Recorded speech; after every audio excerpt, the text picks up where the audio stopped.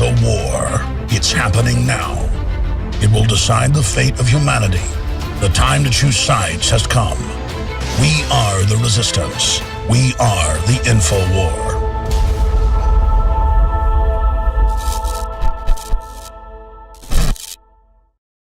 Have Dr. Doug Rocky go then. We appreciate him spending time with us today. He's had more than 40 surgeries just to stay alive. And much of his team has died from cleaning up depleted uranium on the highway of death in Iraq. He wrote the Army's DU handbook, and I don't have time to go over his 5-page bio, but Dr. Doug Rocky is a depleted uranium expert. He earned his BS in physics following his MS and PhD in physics and technology education. His military career has spanned now up to 5 decades, to include combat duty during Vietnam War and Gulf War I. Doug served as a member of the 3rd U.S. Army Medical Command Nuclear, Biological, and Chemical NBC Teaching, Medical Response, and Special Operations Team, 3rd U.S. Army Captured Equipment Project Team, and the 3rd U.S. Army Depleted Uranium Assessment Team during Gulf War Operation Desert Storm.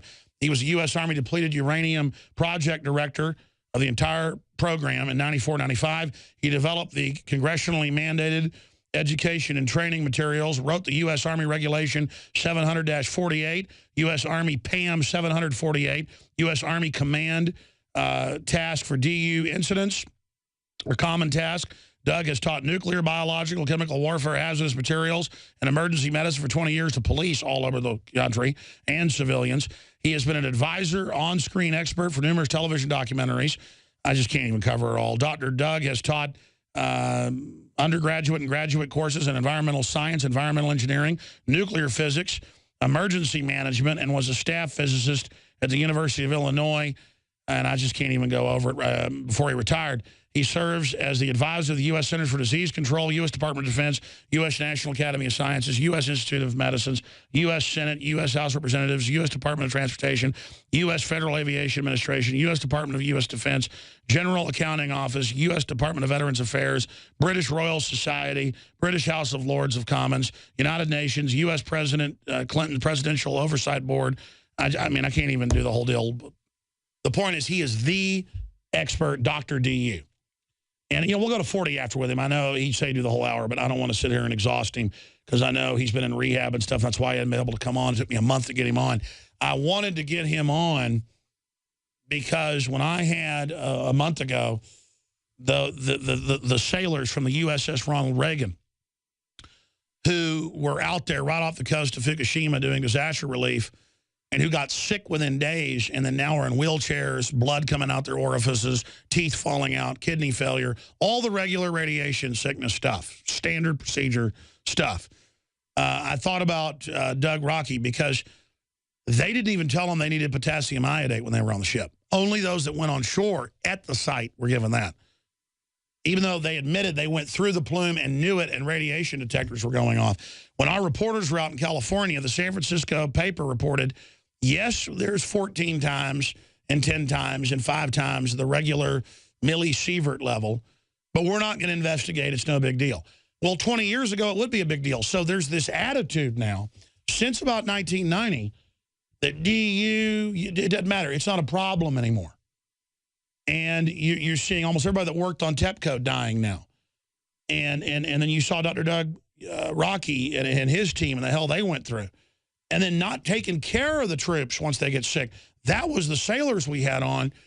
Can't even get medical care when they go into the VA. And they've got catheters in them, 3 years after Fukushima.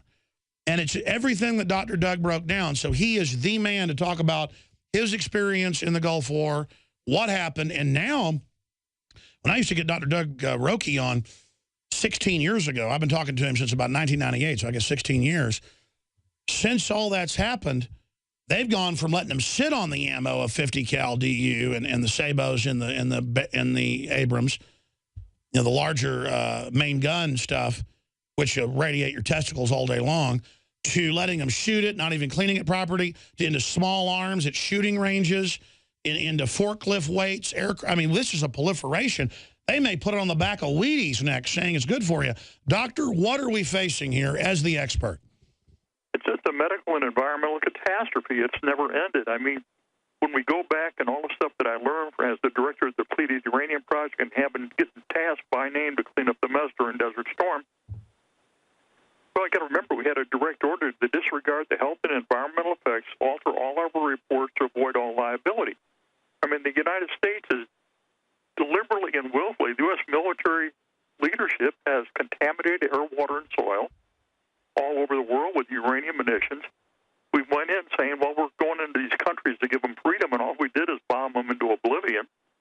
And what they've done to the U.S. military, all of us that they sent into this stuff, is just catastrophic. I mean, during Operation Desert Storm, which supposedly was 100 hours, was a lot longer than that, really. But we had less than 1,000 actual casualties. That's wounded in action, killed in action, and everything during the war. But now you've got probably 60% of those who participated in Desert Storm trying to get medical care because all the complex toxic exposures, and DU is just one of them. And then we had Operation Iraqi Freedom and Enduring Freedom, which the invasion plans, as you know, we wrote during the 1990s, had nothing to do with 911, zero, nada, nothing. And now we're looking at 1.5 million casualties out of that. And the backlog in the Veterans Benefit Administration awarding medical care is so broken, it's staggering. And when anybody puts the information in, it disappears. I'll give you an example. In my own medical record from the Danville VA, they submitted over 200 pages to Chicago Regional Office. The letter from Chicago Regional Office says, you don't have any problems, we've only got 6 pages. And I hear that day in and day. I mean, there's not a single day where I don't have somebody or a spouse or a kid or a father or somebody contact me and say, help, what do we do? How do we get medical care? Going all the way back to the nuclear testing. Well, as you told me 16, 17 years ago on air, they go in with their kidneys failing and they go, here's some Prozac or the new drugs. And then I have these Navy vets on who are having to sue. They won't even give them medical attention because they don't want to admit they've got radiation poisoning. Well, they can't admit they have any of these toxic exposures. Just for example, right here in Rantoul, Illinois, Chanute Air Force Base, total confirmation that trichloroethane contamination in the Wisconsin aquifer, you've got the documents, you can verify it, exceeds what they know at Camp Lejeune, and everybody in the military and the VA and DOD is freaking out about Camp Lejeune and the health effects, but they're disregarding all of these other installations, all these bases are contaminated, because to admit one, they have to admit all, and once they have to admit all, they have to provide medical care to everybody, going way back before. That's right. And by the way, every time you come on, you always send us a bunch of documents. So while you're talking about this, for radio listeners, he's putting it on screen. And by tomorrow, we'll have that video archived from the live feed that's going out now. It'll be on Infowars.com for everybody. Like the Pentagon's own reports that you cite, where they admit DU's killing the troops, but then they still deny it on the news. It's just dastardly. Yeah, they don't care. I mean, you have to understand, in March of 1991, the Los Alamos Memorandum was issued, and I was handed that by the generals. And it was a direct order to lie in our reports to avoid liability, knowing full well all of the serious health and environmental effects. You can't take radiological materials, chemical and biological materials, distributed all over the world, all over an area, release it, and not expect the health effects, which have been known from day one, and then just say, well, there's no problem. You're all making it up in your imagination. And then what they do, and this is what's horrible, absolutely horrible, is they give them psychotropic drugs and all this other stuff that have no effect there other than dumbing them down and make them feel good for a few minutes, but it doesn't solve the problem. I mean, it doesn't solve the problem. All it does is mask it. And then next thing we know is we got suicide upon suicide, and kids giving up, and families giving up, and families in crisis, and child and spouse abuse. Oh, my.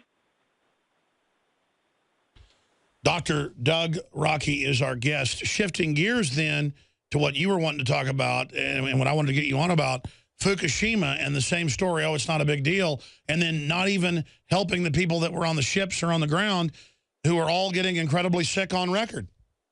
Yeah, the Fukushima thing, when that first started, when that happened, I was in the War Injuries Clinic, #1 clinic for health effects on my team, in Washington, D.C., with the #1 doctors in the U.S. Department of Veterans Affairs.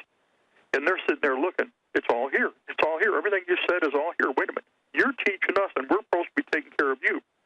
So when this was all happening there, I'm standing there and I say, we need to take care of these people immediately. We need to provide them the mandatory radiobioassays and look at this stuff, for which we have the document. Here's the orders. Who wrote them? They look, yeah, Doug, you did, didn't you? Yeah, I go, yeah, how about that? Why aren't you taking care of those people? Now, as you mentioned, they talked about potassium iodide. That's irrelevant. The only thing that does is it blocks the absorption of iodine-131, the radioactive iodide, into the body. Okay. Exactly. That's not good when you're right up against the actual hot radiation, like in Fukushima. But the radiation is still zapped your butt, and it's still in the body. So just because the thyroid doesn't absorb that one, it's already in the body, it's already there, so the damage is done. It's sort of like you turn the light on. Once the light comes off, you turn the light on, your body is hurt. But then you have all of the incredible particulates and contamination. So when all that happened, I literally contacted the Navy, the Ronald Reagan, because I got their emails and everything, said, this is what you need to do. Here are the regulations mandated for training, mandated for environmental remediation, mandated for decontamination. And it's a nuclear-powered carrier, so they should know to follow their own rules. Correct. I've crawled all over that carrier. I mean, personally, I've crawled all over that carrier. I mean, I haven't been down in the reactor department, but I've been all over it. And the thing is, you're so warned of all things. So all this contamination was brought in. So they were less than a mile offshore at the reactor. All the stuff came in. Now, all the people are sick. Now, the medical care should be provided, and it should have been done day one, but they didn't do it because they can't acknowledge it. Now, the question that's come up, and the latest information I got from some of the sailors that have called here and the parents that have called here, is the question is whether or not the Ronald Reagan needs to be totally scrapped as a ship because of the extensive contamination. Now, what we learned from the research I did both in Iraq, Saudi Arabia, Kuwait, but more important, at the Nevada test site, Mercury, Nevada, for the Department of Energy, Department of Defense, Geiger counters don't work. And you can take all day long, and you're not going to find the contamination because of the way it works. And that's why so many people are sick. So when you look at the health effects on all of us and everybody else, and all the Iraqis, and everybody else have been contaminated, the guys in Somalia, the Balkans, all over the place, Vieques, Puerto Rico, Hawaii is a nightmare on the main island of Hawaii and Oahu from EU. And you see the health effects are absolutely what's listed in the official VA document. So what should happen to the Ronald Reagan? Pardon? Well, what should happen to the Ronald Reagan then? Well, the Ronald Reagan, what should have happened right off the bat is the ship should have been pulled and decontaminated if they could even do it. The other thing, too, is they got to get bioassays of medical care based on the signs and symptoms all the sailors are having. Well, this is the big issue I want to ask you then. And this is the crux of it. The troops have been treated like worse than birdcage liner for a long time, but undoubtedly the last few decades it's gotten even worse. The attitude with the deadly dust on 9/11 that they knew was deadly and they decided to cover up because they didn't want to admit it was deadly. With the DU, with Fukushima, with things that are in vaccines and things that are in drugs. I mean, even in the 60s, if a drug was hurting people, they would recall it. I've read it. I've studied it. They weren't perfect then, but there were a lot of recalls. Now they'll recall something if it's petty and doesn't matter, but if it's really big, they'll just ignore it and keep going ahead with it. So what I'm asking you is, what is the cultural change, or has it always been there, to absolutely not care about human life and just contaminate everything, and is it getting worse? It's greed. I mean, it's greed and money and control and power. I mean, look at everything that's happened throughout the Middle East and now into the Soviet Union and the Ukraine. All of this is about control of resources, control of terrain, control of pipeline things to get it over. Who's going to control what? I mean, we're looking at all the stuff in Syria. That's all about the pipeline coming out of Iraq and everything, in Iran across through Syria out to the coast. And they've got to get that all stuff, so Assad doesn't want to go along with the same thing of what happened in Afghanistan, what's happened in Iraq. We're seeing it happen in Ukraine. So you've got all the powers that be that want to control everything, but they disregard the health and environmental effects of their military operations. It's sort of like, I mean, with the U.S. military, how many nations have we attacked and invaded now since I joined the military in '67? How many countries have we destroyed? How much have we contaminated? How many people have got sick and died? Not from the actual combat operations, from the toxic exposures. It's in the millions in the U.S. military. And now you've got all of the health effects on the civilians. It's sort of like right here at Chanute Air Force Base, Rantoul, Illinois. The trichloroethylene is off base into the water supplies. The houses where we know the contamination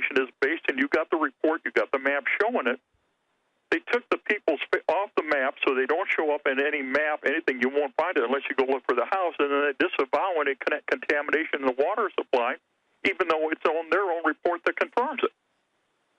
It's staggering. And then anybody that tries to speak up, like the reporters or myself or anybody, boy, watch out. You're not going to be able to buy groceries in town. We're going to put that map up. We have it on screen of the contamination there. Just an example of this attitude. And now under Homeland Security rules, they want to make it illegal to expose toxic waste dumping if it's done by a, quote, infrastructure-protected corporation or government group. And I don't get where all these elites think their kids are going to grow up when they could care less about the world. I mean, I think you're right. I think it's a greed-based, decadent disconnect by the ruling class worldwide, kind of like the Soviets would throw nuclear reactors in a lake, too lazy to even bury it, or TEPCO would just have bulldozers lightly bury fuel rods that were ejected 2 miles into farmers' fields. It just seems like an absolute total laziness. I mean, if I got a fuel rod, I would be put in prison as a terrorist. Or if they caught me burying a fuel rod on my property, I'd get 100 years in jail under laws. But when government or corporations do it, it's just like, so what? What is going on here? I wish I had the answer. I mean, it's a cover-up and a disregard, because I think all these people that made the decisions are gone, all right, that caused this stuff, and some that are still making decisions are in power. But what they have to do is disavow any connection, because then they have to admit they messed up and now take responsibility for it. It's sort of like up there in western Washington, okay? Anybody that's blowing the whistle up there and all the nuclear studies and nuclear waste and the tanks that are leaking up there, in western Washington, the message got the other day is just like on me, the retaliation and, destroy the whistleblower. And we're not really whistleblowers. We're telling the truth to ensure medical care based on their own internal requirements. Now, granted, in depleted uranium, I wrote the regulations, but General Shinseki, who is now the Secretary of the VA, is the guy that ordered me to do it based on a direct input I gave him. You got the documents. And then once he signed the Army regulations, he never enforced them as an Army general.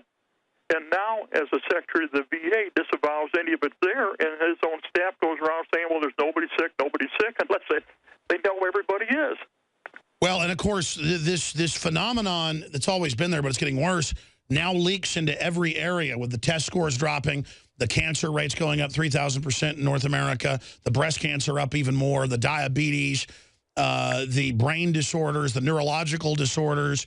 I mean, you look at every metric, doctor, and I know you've got multiple degrees and have seen it from so many angles. What is happening biologically to North Americans? Why are we dying? Dr. Andres Cordoba said this at the 1999 Center for Disease Control Conference we had on Gulf War illness. And he said, what you have, and we figured this all out, you have all these complex toxic exposures, low-level exposures continuously because of the lifestyle we selected. People want all these advantages in lifestyle, not realizing that the anthem from the 60s and the 70s when you and I were in college starting it is better living through chemistry, is actually slow death through chemistry and biology. You can't contaminate air, water, and soil. You can't put all this stuff in the foods. When you look at the foods that are natural and everything that are well done, they're not there. Or you look at the houses where they don't have all the outgassing in them, you don't see all the health problems we have. Alzheimer's is absolutely, they've even realized it lately, oh my God, hey, maybe it's an effect of the chemical and pesticide exposures and all the neurotoxins that we got. And that's what happened. And we're going, this is what we told you. This is the I was about to say, even Time Magazine admits the chemicals and the fluoride are reducing IQ. And now they're not calling it Alzheimer's. When 20-year-olds get it, they're calling it, early onset of degenerative neurological functions. So suddenly 20-year-olds are getting Alzheimer's now, doctor. Well, see, that's what we saw with Desert Storm kids. We had a complex toxic exposure, acute exposures, and extraordinarily healthy individuals. All of us were healthy. And then you saw incredible numbers going down with incredible diseases where you saw a 20-year-old with the physiology of a 70-year-old. And you saw all these problems, and it's continued. And now Operation Iraqi Freedom and Enduring Freedom is the same thing. But then what's even worse, just tears me apart, is civilians in these areas where we totally contaminated have no access to medical, they have no access to clean water, they have no access to clean sanitation, have no access to good food. And the whole area is just deteriorating. So report after report after report. Yeah, Fallujah has 14 times to 16 times, depending on the study, higher levels of burnt defects. The troops have triple. I know a lot of veterans who are 25, 30 years old, and almost all of them, Hispanic, black, and white, but especially the Hispanic and white guys, all of them, when you look at them, they've got already have gray hair. And it's not just stress, and they've got health problems, and they've got kidney problems. What's going on?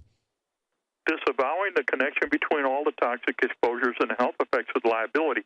If we told the American public the truth about the health effects of all of our military operations, whether they're overseas or here at Chinook or in Hawaii, I mean, it all fall apart. It's sort of like, who want to go to the main island of Hawaii or go on to Oahu when Schofield Barracks and Pukula train area are totally contaminated, and the military, as we speak, are blowing up the contamination and spreading it all over with total carte blanche approval from every organization. We've had Nuclear Regulatory Commission hearings. We've had EPA hearings. We've gone to the State Department of Public Health, both in Illinois and Hawaii. And Dr. Doug, Rocky, they just turn a blind eye. Stay there. I want to hear about how they're blowing it up now, quote, blowing up the contamination on the other side, and where you see all this going.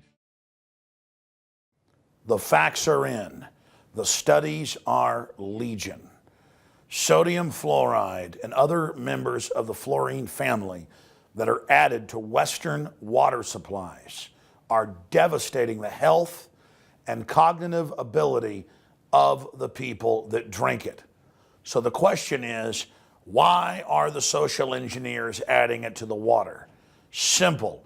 Dumb down the host population that the parasitic technocracy is feeding on. We developed Fluoride Shield to be the highest quality, highest standards, because I use it every day and my family uses it every single day. Let's take a closer look at the ingredients that make up this special proprietary formula.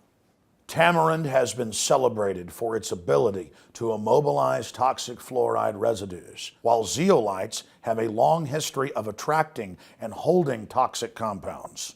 Enter fulvic acid, an excellent cleansing agent. Then we added the highest quality shilajit, a rare compound that is collected from the high mountains of the Himalayas. We topped it all off with the powerhouse herb cilantro that is intended to mobilize fluoride and other dangerous compounds for removal from the body. And the final touch to energize this formula is our proprietary nascent iodine.